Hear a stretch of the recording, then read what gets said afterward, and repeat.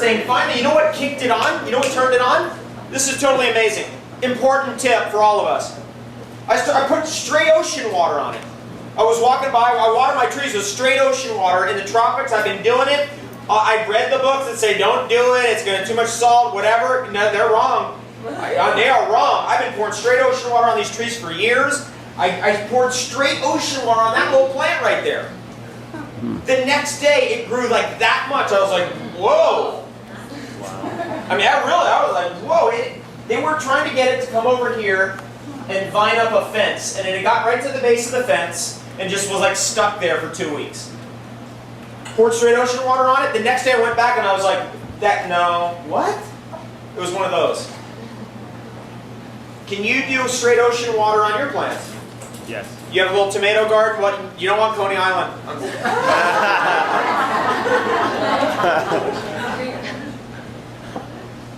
Even as kids, my parents were like, yeah, there's like needles and stuff. You know? And I was like, what a beautiful tree. It tastes good. Why did they call it Pau D'Arco? Americans, they saw this tree would be 300 years old, it'd be dead, it'd still be sitting there. Because it can't be broken down by mold. Antifungal. Right? This thing about candida? Pau D'Arco tea. Pau D'Arco tea, reishi mushroom, horsetail. With a mature cacao tree, and you peel off a section of that bark and you soak it in ice cold water, it will release a gel. If you take that gel and scrub it into your scalp, it reverses male pattern baldness. Oh my God. Baldness, you've saved the world, it's done, you made it. Right? It's like for women, it's like if you destroy cellulite and you figure out the film, it's these things. You guys know about these things? Can you tell us about it? It's hydrogen. It's the embryonic substance of the universe. Basically, Dr. Flanagan figured out how to take hydrogen and concentrate it and then attach it to silica hydride.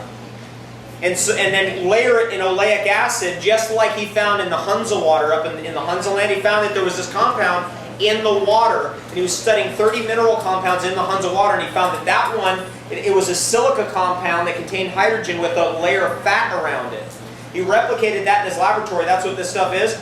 I don't take supplements, I take this. That's the only thing that's a true supplement that I take in my life. And I take it with everything, I put it in everything. If you want to do an experiment, you take Mega Hydrate and you put it into a smoothie. You make a smoothie like this, and you make 2 of them. On the second one, you leave it out. So you just open up a few capsules, stir it in. The other one you just leave normal and let it sit out for 5 days, and you'll see what hydrogen does. Because it is the most powerful antioxidant in the world. And what it does, it's also a perfect preservative. If you take the bark off a cacao tree, it's really papery. I've been playing around with it just a little bit. It's really papery. It'll just peel right off. What are you going to preserve it with? Sodium benzoate? Potassium sorbate? So right there, immediately Mike goes, oh, I'll get Dr. Flanagan on it. So I called him up and said, dude, are you willing to work on this? He's like, yeah, totally, no problem. Because he can stabilize anything. I mean, with hydrogen. So what happens when hydrogen breaks down? Water. Turns into water. Turns into water. No toxic byproduct. It's the perfect, it will eventually, when we become conscious as a civilization, it will eventually be the only preservative that we ever use for anything. And it's the most obvious thing, it's hydrogen. The embryonic substance of the universe. Imagine cacao bark with hydrogen as the preservative into a little gel that people can rub into their scalps. Is that exciting? Keeps me getting up at night, man. I stay up all night every night. This is our hostess tonight. We're almost done. Yeah, we're gonna dance. We're almost done. There's a cacao tree right there. You can see how it has the overall mix. I mean, this is where the beauty is in nature. Letting nature take its course. We planted across the property probably 200 cacao bean seeds just in the ground as it is, just to see if any would grow. Usually they don't because the soil conditions need to be kind of tweaked a little bit. But we did find one actually growing way back there. It was very cool. This is awesome. See these little glow peppers? They're like the size of maybe the end of your pinky, that big. They taste like habaneros. I picked them up in Aguas Caliente outside of Machu Picchu. Anybody been there? Yeah. Some of you have been there with me. I picked them up there. I dried one of them. It had 3 seeds in it. That was in 2005. In 2007, I remembered it. I dug it out of a little box, took it to Hawaii, and planted the 3 seeds. One in each thing. One of them grew and it became the most productive plant I've ever had in my life.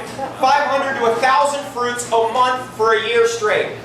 But I mean, look at that thing. Look how much it's kicking. The reason why I bring it up here is because on every cacao farm in the world, you will have you'll have the peppers growing. Why are they there? Because the cacao hot pepper combination is a really important high to know about.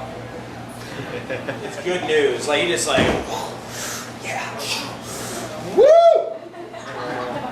You ever done that? Hot peppers, guacamole. I was down in Oaxaca, Mexico. Guess what they were throwing into the guacamole? Cacao. That's right, cacao.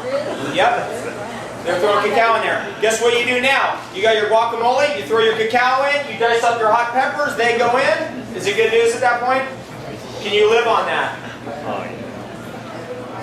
It's getting better. We take tobacco, we make tea out of it, and we spray it on any plant that's infected with ants and aphids. Ants like to climb up and plant their little aphids on top of some of our fruit trees.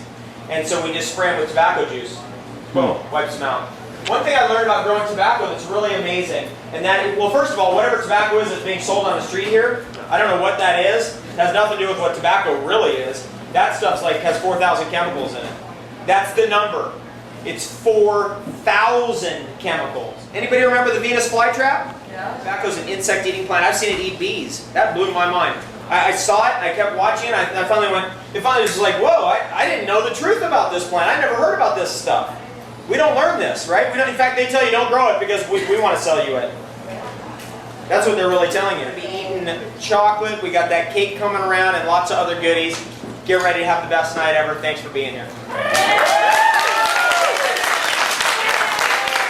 Okay, give me the books. Here's what I recommend. Get your soil sorted out. Read The Secret Life of Plants again. Read Secrets of the Soil by Burton Tompkins, their sequel to Secret Life of Plants. Subscribe to the magazine Acres USA. Okay. Acres USA as in an acre of land. Read Sea Energy Agriculture by Maynard Murray. Check out remineralize.org, www.remineralize.org, and then read Rudolf Steiner's book on agriculture, and that will give you a good breadth of material to study.